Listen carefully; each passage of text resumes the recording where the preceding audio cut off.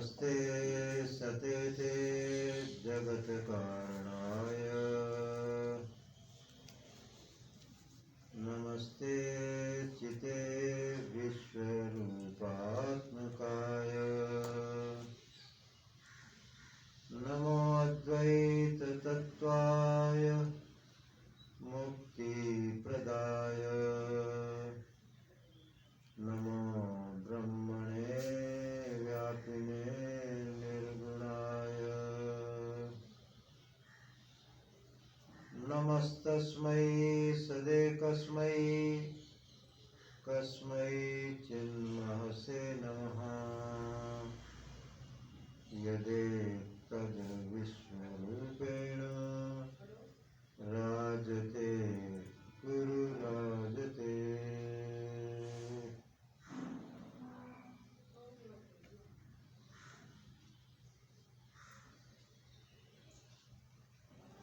प्रार्थना योग के बहाने से मैं आपको सब वेदांती सुनाता हूँ।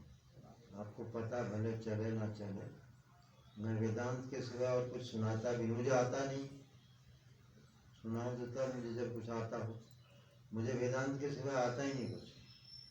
तो मैं सारा कुछ ये आपको बहाना बना रखा है प्रार्थना योग का, सुनाता वेदांती। तो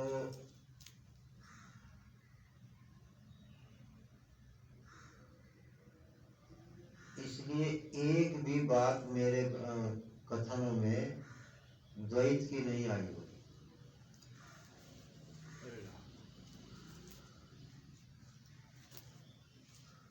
आज मैं तुम्हें जो मैं स्तुति प्रार्थना करता हूँ उसका अर्थ सुनाऊंगा। फिर जो विद्वान लोग हैं, विचारशील लोग हैं, विवेकी लोग हैं, वो कैसे प्रार्थना करते हैं उसके नमूने फिर कल परसों सुनाऊंगा। वो लोग कैसे करते हैं। हम लोग तो बिना विवेक के अपना कुछ भी बोल देते हैं, पर प्रार्थना करने का तरीका क्या है उसके कुछ उदाहरण भी होने चाहिए। तो विचारशील लोग कैसे प्रार्थना करते हैं। और कोई ध्यान को प्रार्थना बता रहा है, कोई कह रहा है चुप शांत रहने का नाम प्रार्थना है, कोई बोलना थोड़ी होता है। ऐसे ऐसे बहुत विकृत व्याख्या की गई है। प्रार्थना अपने आप में एक अच्छी तरह से परिभाषित किया हुआ है। ये योग जो है, इसको मैंने योग बनाया है गीता के दृष्टि को लेकर के।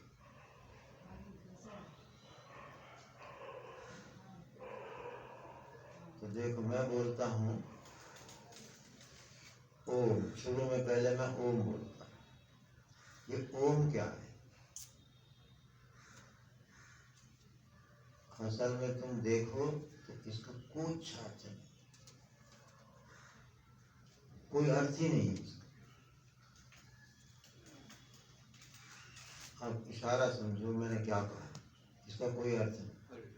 अर्थ नहीं है मैंने, जब कोई अर्थ नहीं है तो मैंने कोई विषय हो ही नहीं सकता। पूरा का पूरा निर्विषय की ओर चला गया। जब अर्थ ही नहीं, माने आपके मन में ओम कहते क्या आना चाहिए? कोई विषय नहीं आना चाहिए, कोई आकार नहीं आना चाहिए, कोई विचार नहीं आना चाहिए, और ना ही अहंकार आना चाहिए। ओम का यही अर्थ है। ओम का अर्थ होता है कुछ नहीं, जिसमें ना आकार है, न विचार है, न संस्कार है, न अहंकार। ये ओम का सही अर्थ ही है।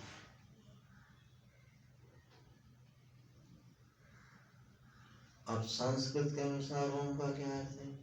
देखो, मैं कैसी स्तुति करता हूँ उसकी जरा क्वालिटी देखो। विचारशील लोग कैसे प्रार्थना करते हैं या कैसे संकल्प करते हैं उसका नमूना बता रहा हूँ। अभी कल परसों और नमूने बताऊंगा। ऐसे ऐसे अद्भुत हैं प्रार्थना के श्लोक के, क्या कुछ है। सब कुछ भरा हुआ है इसी में। एक ही साधे सब सदे। ओम, देखो मैंने एक शब्द पे ही तुम पूरा वेदांत सुना दिया। बोलो, कर लो, क्या बोलो। जिसका अर्थ कुछ होता ही नहीं है तो तुम्हारे मन में आएगा क्या?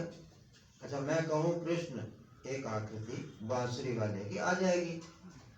मैं कहूँ हनुमान, तो एक गदाधारी आप सामने आ जाएगा। मैं कहूँ केला, फट से कोई आकृति आ जाएगी। अच्छा, मैं कहता हूँ निर्विशेष, जिसमें कोई विशेषता नहीं, तो क्या आकृति आएगी? क्या क्या सोचोगे बताओ? क्या अहंकार करोगे? किस चीज को लेके अहंकार करोगे कि ये मैं जानता हूँ, ये मैं नहीं जानते? कुछ है ही नहीं, जानोगे क्या? न जानोगे क्या? देखो, ओम का अर्थ समझो। ओम का अर्थ है जिसका कोई अर्थ नहीं है। न कोई संस्कार ले सकते हैं, न कोई वृत्ति प्रत्यय ले सकते हैं, न कोई दृश्य ले सकते हैं, न कोई प्रतीति ले सकते हैं। त्रिपुटी पूरी नहीं, जिसमें ज्ञाता ज्ञान ज्ञेय, कर्ता कर्म का करण कर्म, ये जिसमें कोई त्रिपुटी नहीं है, उसका नाम है ओम। तो आपके मन में क्या आएगा ओम बोलते ही? कुछ नहीं। आगे सुषुप्ति वाली स्थिति के नहीं, कुछ नहीं माना सुषुप्ति वाली स्थिति। और सुषुप्ति की स्थिति क्या कहती है? कि कहीं कुछ नहीं है, केवल तुम ही हो। क्योंकि सुषुप्ति में और कोई रहता ही नहीं है सिवाय मेरे। मैं ही बसता हूँ वहां न आपका माना हुआ ईश्वर बसता है, न माना हुआ गुरु बसता है, न माना देखा हुआ संसार बसता है, न ये स्वीकार किया हुआ देह बसता है। कुछ बसता ही नहीं सिवाय तुम्हारे, और कुछ नहीं बसता। अगर आप तो मेरी इस बात पे ध्यान दे दो तो मैं तुम्हें वेदांत ही पढ़ा रहा कि तुम देख लो, जो बचता है वो तुम हो गया आत्म साक्षात्कार। अगर उधर ध्यान दे दो तो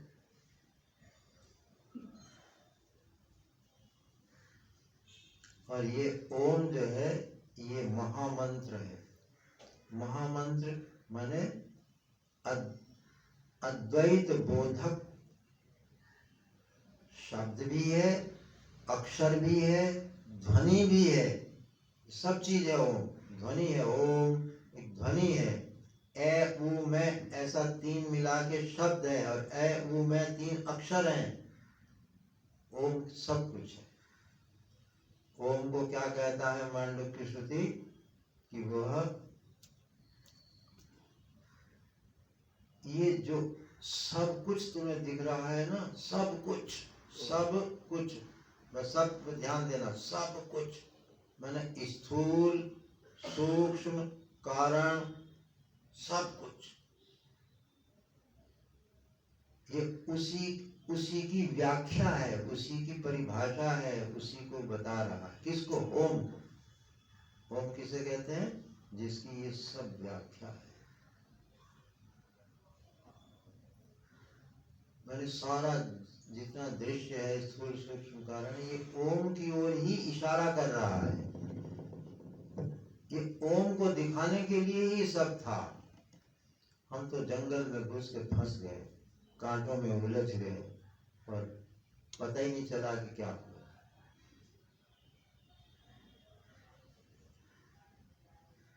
जो सोचा नहीं जा सकता वो भी ओम है, और जो सोचा जा सकता है वो भी ओम है। ये मांडुक्य उपनिषद कह रहे हैं। ओम माने कुछ नहीं। अब बताता हूँ, अब सीधा पकड़ने लायक अर्थ बताता हूँ। ओम माने मैं, क्योंकि मैं भी कभी पकड़ में गया। आप मैं को कभी नहीं जान सकते, क्योंकि आप हो। जानोगे किसको? जो तुम ही सबको जानने वाले हो, वो किसको जानोगे? तुम ही तो सबको जान रहे हो, तो फिर जानोगे किसे? नहीं जाना जा सकता। तो ओम का अर्थ है मैं।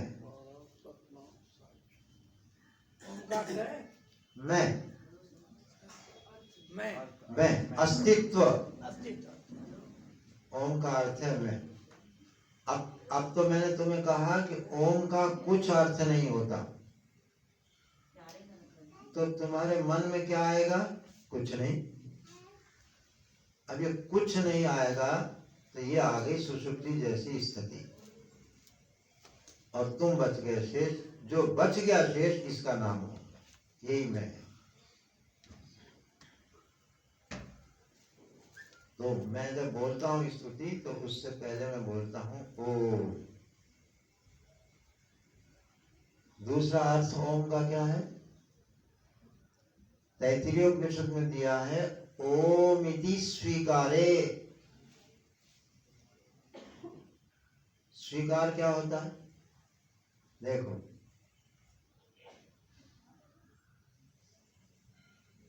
मान लेना।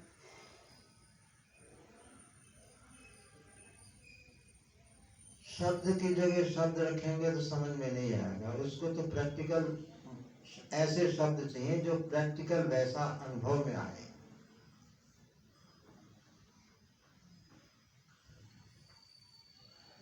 बुद्धि से स्वीकार करने का के लिए शब्द आता है निश्चय। अगर आपने अकल से कोई चीज हाँ कर ली है, मान ली है, तो उसका नाम है निश्चय।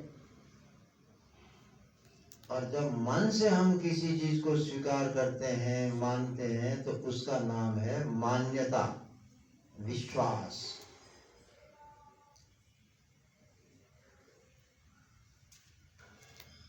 और जब शरीर की दृष्टि से हम कुछ मानते हैं तो उसका नाम होता है ममता। आत्मा की दृष्टि से ये शब्द लिखा हुआ है स्वीकार, स्व, स्व से एक करो, उसे स्वीकार कहते हैं। अच्छा, अब इसको समझो। एक लड़की को ये कहा गया कि अमुक शहर में अमुक नाम के लड़के से तुम्हारी हमने सगाई कर दी।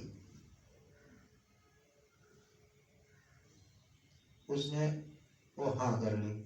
अब बताओ जरा, अब इसे प्रैक्टिकल समझो, क्या क्या हुआ, घटना क्या घटी, अंतःकरण में क्या घटना घटी, उसने क्या स्वीकार कर लिया, क्या हुआ? तो उसको कह दिया कि इससे तुम्हारी सगाई कर दी, तो हो गया। अब वो उसको उसने स्वीकार कर लिया, तो क्या कर लिया? अंदर क्या घटना घटी, मस्तिष्क में, अंतःकरण में, मन में क्या घटना घटी? ये समझोगे तो वेदांत बहुत सरल सीधा है एकदम। तुम्हारा नाम ही वेदांत है, बस ये कह दो। इस मैं का नाम ही वेदांत है। तो क्या हुआ? ओम।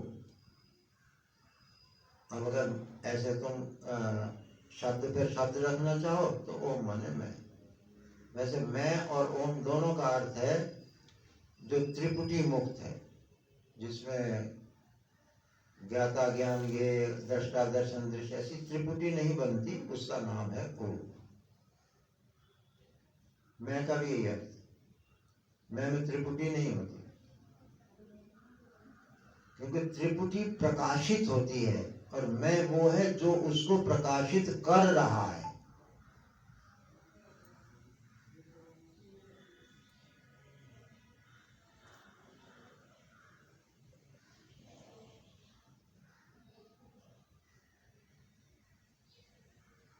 इसीलिए सबसे पहले हर मंत्र के पहले ओम का उच्चारण किया जाता है, कि पहले ही पहले आप एक निर्विशेष, निर्विकार, निर्गुण, निराकार स्थिति में आ जाओ,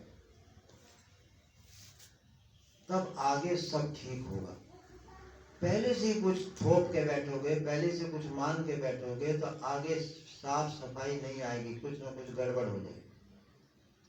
पहले ओम। ओम का नाम है, ओम का अर्थ है ब्रह्म। क्यों? जब मैंने बताया ना, आकार, न विचार, न संस्कार, न अहंकार जिसमें नहीं है, तभी तो उसका कोई अर्थ नहीं माना जाएगा। अगर इनमें से कुछ है तो अर्थ आ गया। तो जिसमें आकार नहीं, विचार नहीं, संस्कार नहीं, अहंकार नहीं, वो ब्रह्म परिच्छिन्नता खत्म हुई। अहंकार ही परिच्छिन्न बनाता है, सबको कटिंग करता है ना, जो चीज वो अहंकार करता है। बस जैसे मैं तो तू अलग हो गया, मैं तो यह अलग हो गया, मैं तो वह अलग हो गया। ये मैं सबको कटिंग करता है और मैं यहाँ है नहीं ओम में, तो अनंत अर्थ हो गया। ओम माने ब्रह्म। जब कुछ दूसरा है ही नहीं तो ओम माने अद्वैत। ओम बताऊं क्या है? जितनी स्तुतियां हैं ना शास्त्रों में, जितनी है पुराणों में, शास्त्रों में जितनी स्तुतियां भगवान के प्रति या भगवान का परिचय दिया हुआ है, उन सब का एक कोड वर्ड है ओम। अगर आप इसको सेट कर लें तो आपने ओम बोला अर्थात आपने सारी स्तुतियां कर ली।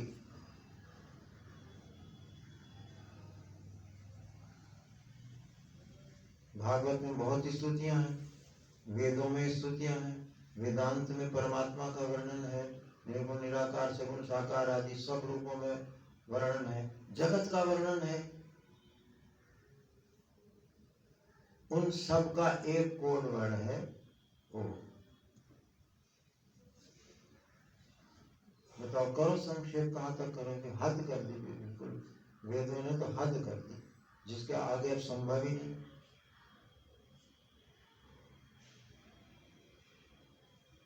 इसलिए इसको जब भी आप उच्चारण करेंगे, आप करके देख लो। मैं तेरे को करके दिखाता हूं। मैंने पहले पूरक किया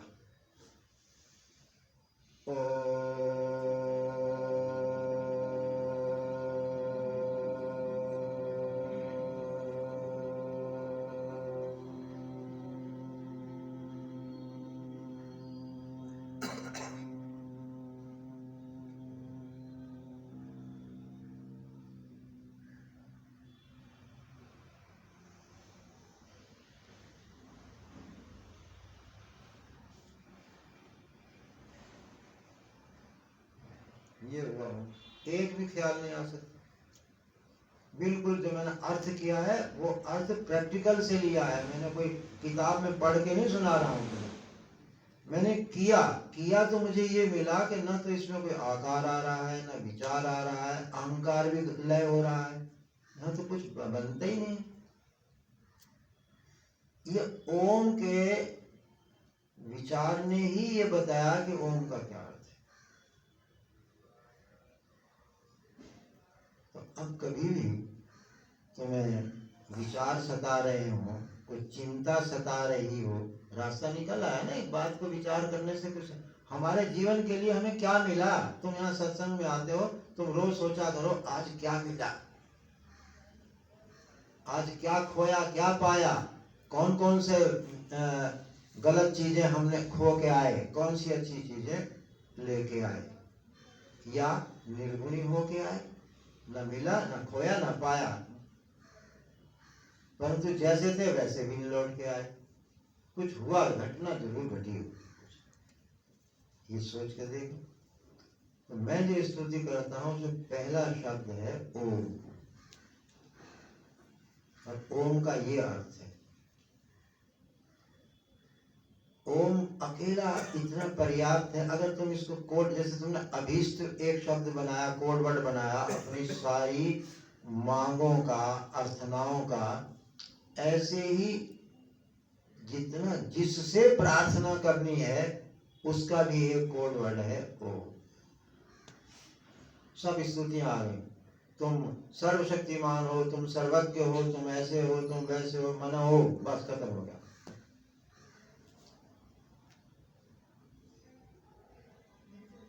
जितनी भी पौराणिक स्तुतियां हैं, जितनी भी वैदिक स्तुतियां हैं, जितनी भी आत्मा का स्वरूप उपनिषदों में बताया हुआ है, ब्रह्म का जो लक्षण दिया हुआ है, सत्यम ज्ञानम अनंतम ब्रह्म, आनंदम ब्रह्म, सब के लिए एक शब्द है ओम।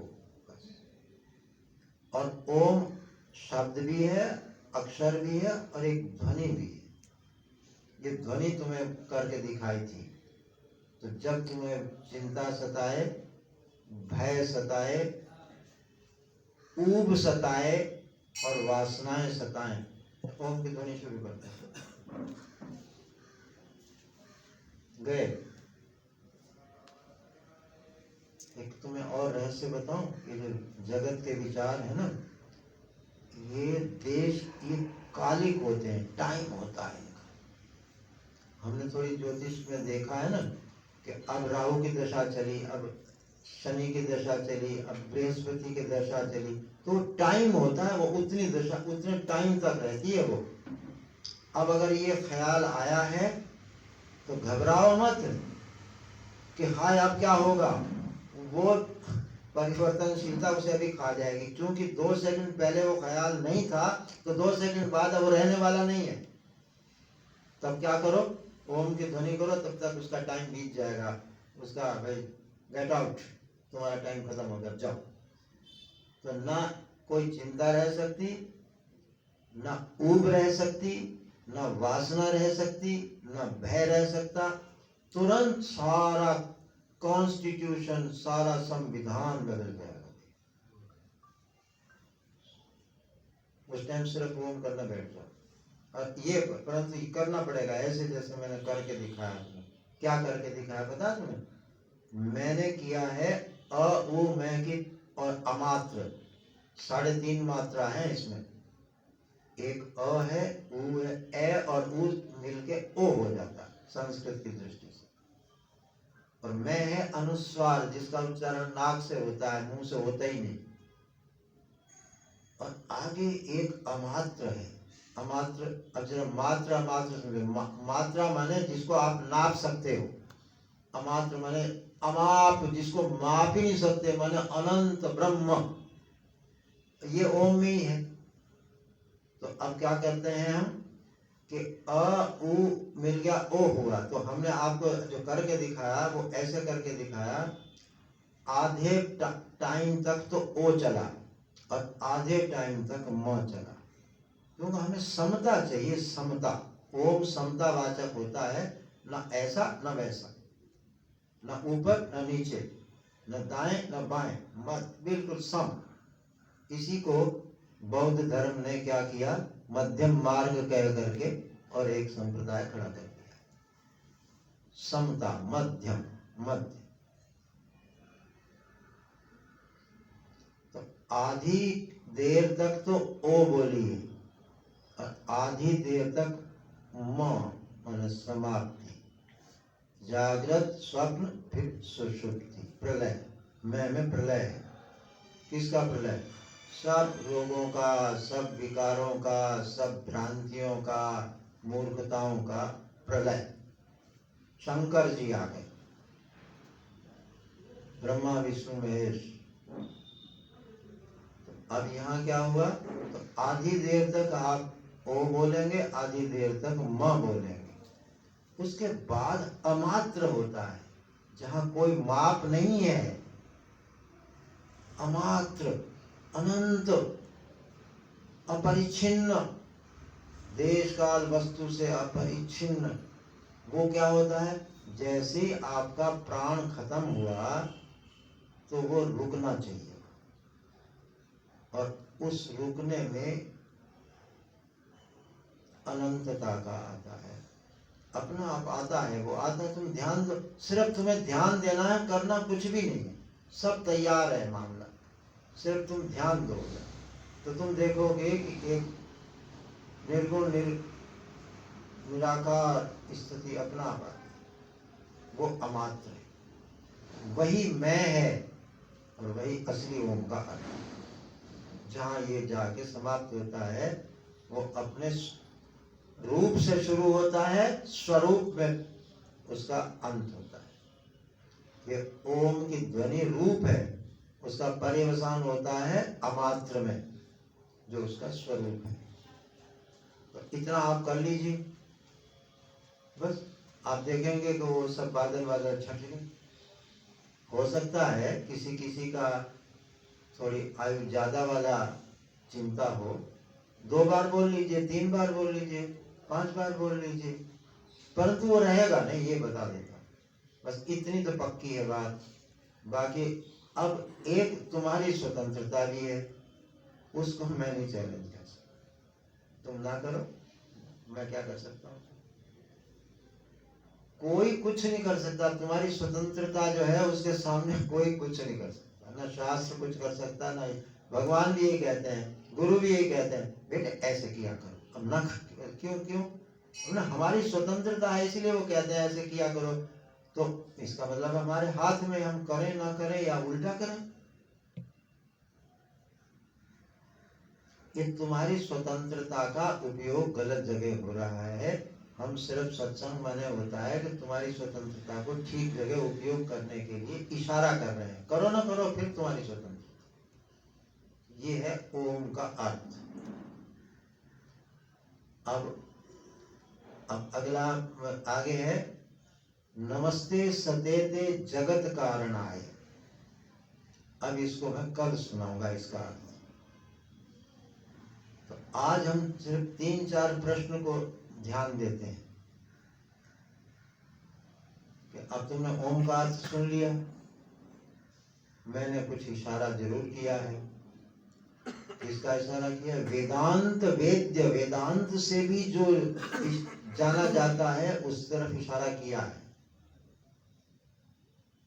तो अगर नहीं समझ में आया तो मैं तुम्हें अब 2-4 दृष्टांतों से समझाता हूं। देखो,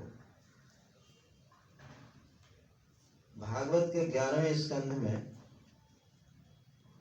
जैसे उधर महाभारत में अर्जुन का और कृष्ण का संवाद है, तो इधर अंत समय में शाप के समय जब शाप लगा हुआ है ना यदुवंश को, उसमें यदुवंशी तो कृष्ण भी है, तो उनको भी शाप लगा हुआ है। तो उस समय वो जब वो इस लोक को समेट करके अपने स्वलोक धाम में स्थित होने वाले थे, तब माने जागृत अवस्था जब जा करके सुषुप्ति अवस्था आने वाली थी, तब उद्धव पास में बैठे हैं। आखिरी समय में उनके पास और कोई नहीं था, उद्धव थे। उद्धव कौन थे? श्री कृष्ण के रिश्तेदार। रिश्तेदार क्या होता है? संबंध, सम्यक रूप से जो बंधे हुए थे उसके साथ। दूरी नहीं थी, बहुत निकटता थी, संबंधी थे, मतलब निकटतम थे। और उद्धव कौन थे? उनके शिष्य थे।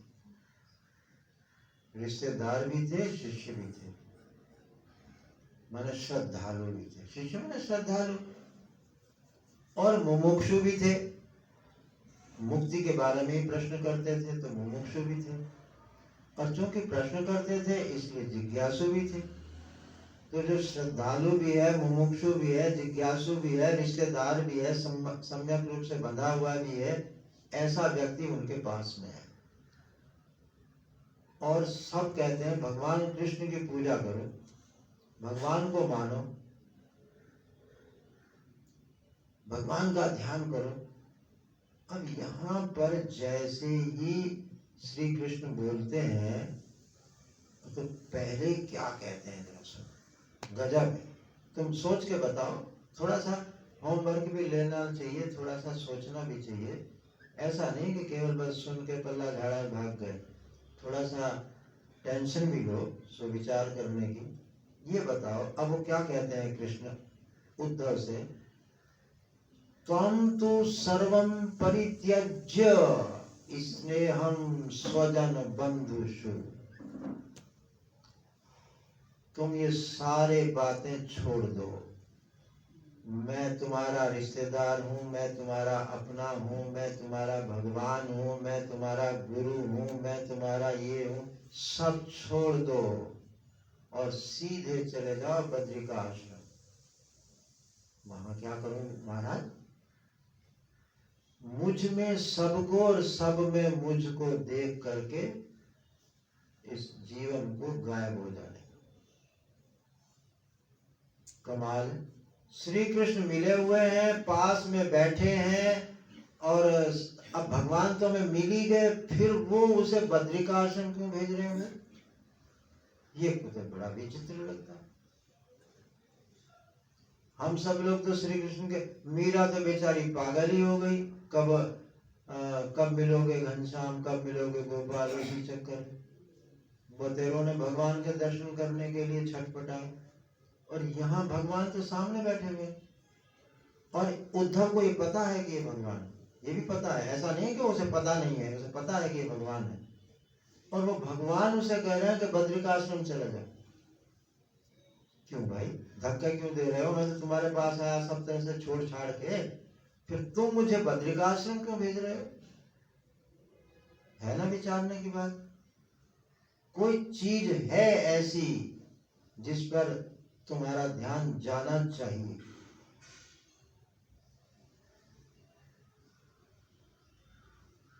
और ये भी बता दिया कि वहां क्या करना है, मुझ में सबको और सब में मुझको अनुभव करो। मतलब तुम तो बैठे हो, इसका मतलब है कृष्ण का अर्थ कुछ और है, जिसको वो मुझ कह रहे हैं, मुझ, वो कुछ और अर्थ है, वो ये नहीं है।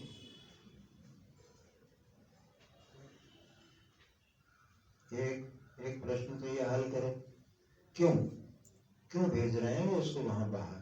अपने सामने सब प्राप्त हो गया तो फिर क्या है? दूसरा देखो, अभी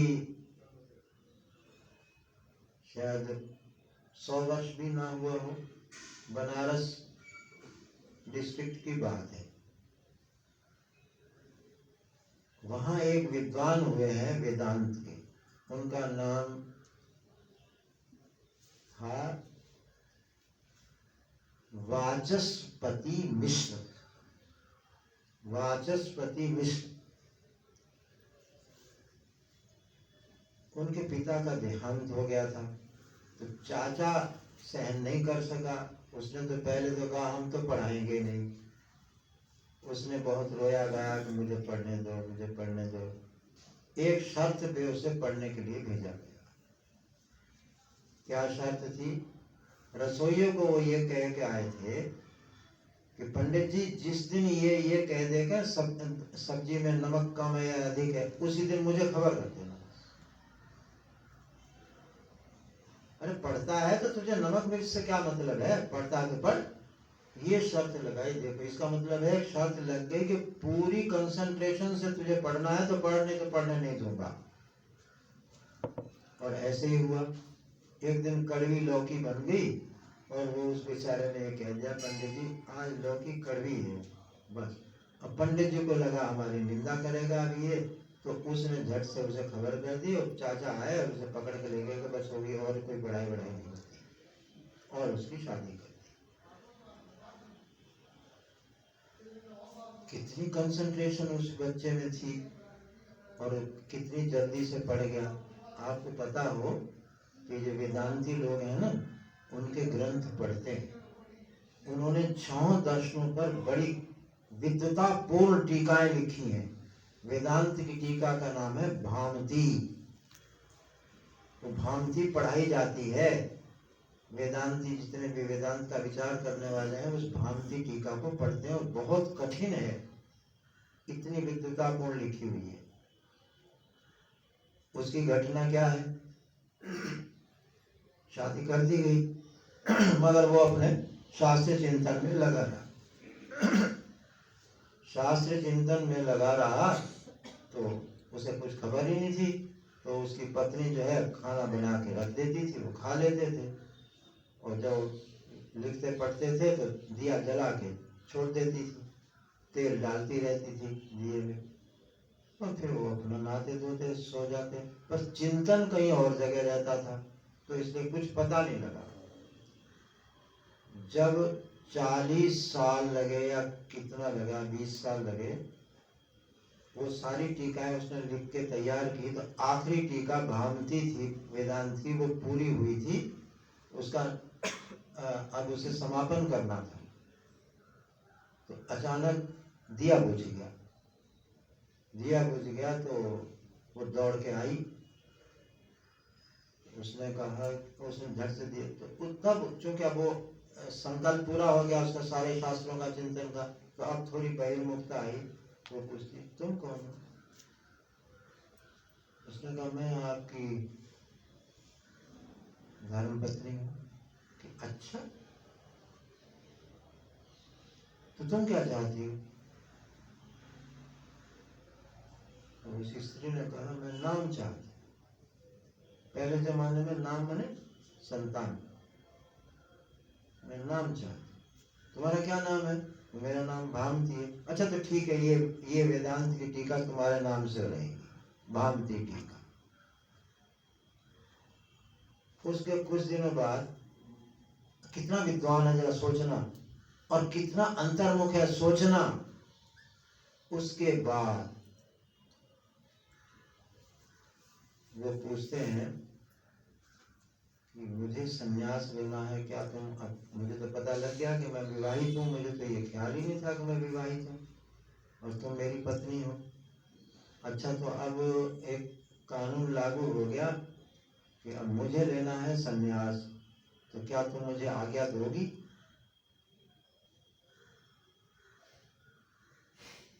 उसने कहा तुम 40 साल से तो मैंने तुम्हें डिस्टर्ब ही नहीं किया, यही पता नहीं लगने दिया कि यहाँ कोई दूसरा भी है। तो अगर तुम्हारा हित इसी में है तो मैं तुम्हें अनुमति देती हूँ, जाओ। और इतना विद्वान और फिर छोड़ के क्यों चला गया? सन्यास की क्या जरूरत थी? और ये घटना है, ये कोई कहानी नहीं सुना रहा मैं आपको मनोरंजन के लिए, सत्य बात है महाराज, यथार्थ है, बिल्कुल सत्य है। यही। अब तीसरी घटना सुनाता हूं। तीसरी है बृहदारण्यकोपनिषद की। जनक ने सभा पूरे राज्य में घोषणा कर दी कि जो अपने को ज्ञानी मानता हो, तत्वज्ञ मानता हो, वो आकर के मेरी सभा में आए और मैं उसका समादर करना चाहता हूं। तो सब विद्वान आ गए चारों तरफ से, क्योंकि उस समय ये गाय आदि यही सब धन होता था, ये नोट वोट नहीं होते थे। गोधन, गज धन, बाजी धन, यही धन होता था।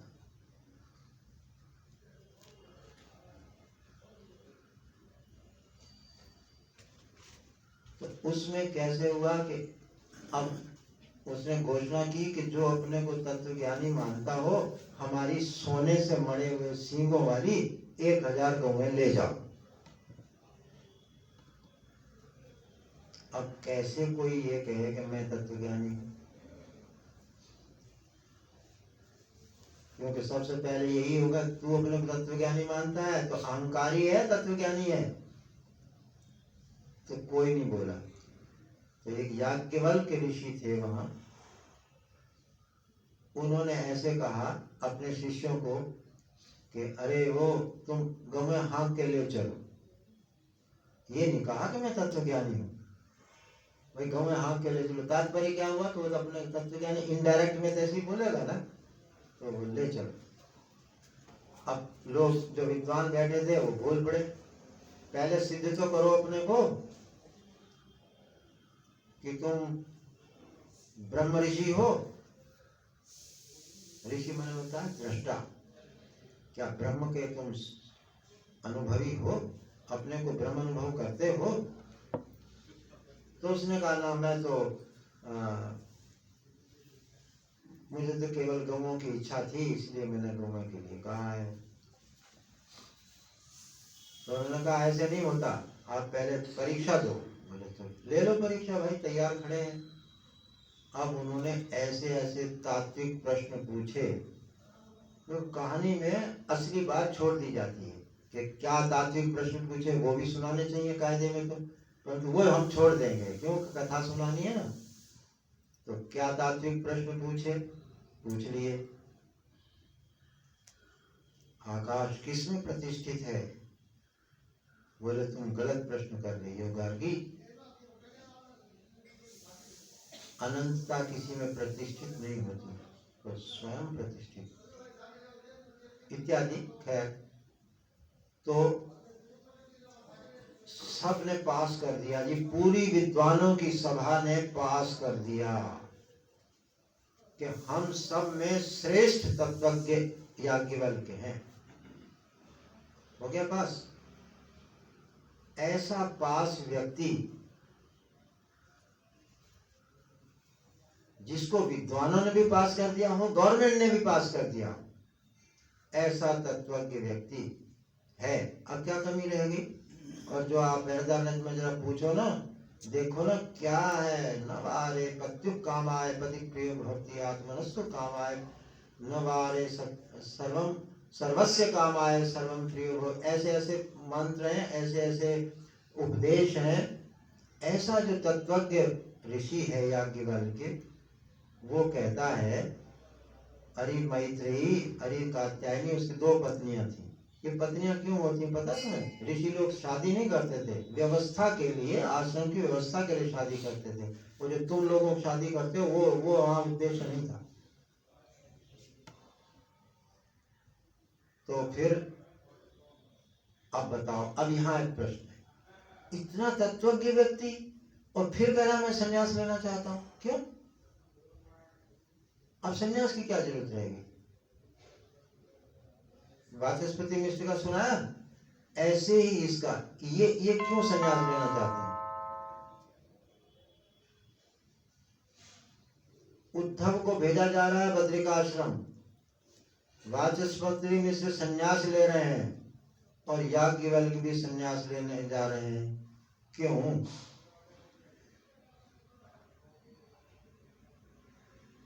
एक चौथा उदाहरण और देना चाहता हूं, पर समय कहता है कि बोलने की आसक्ति छोड़ो, क्या बोलने के चक्कर में पड़े हो, छोड़ो, प्रार्थना करो। चलो प्रार्थना करो।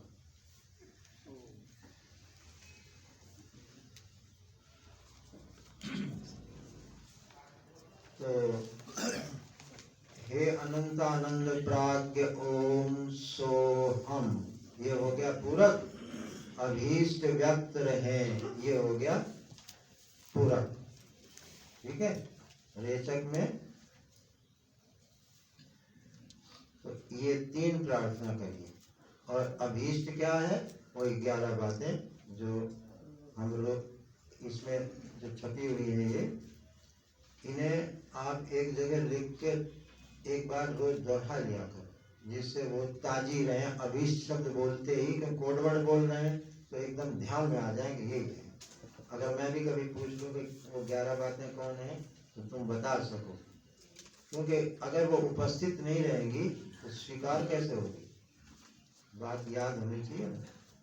तो फिर करिए 3 प्रार्थना।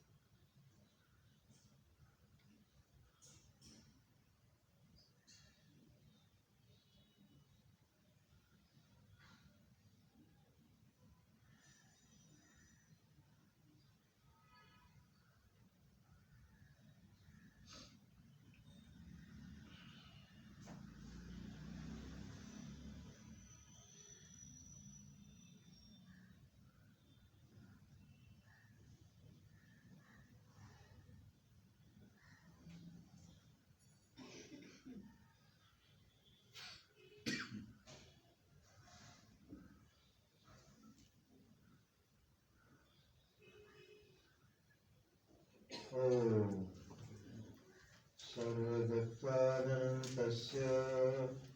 स एवाहमवस्थितः मत्तः सर्वं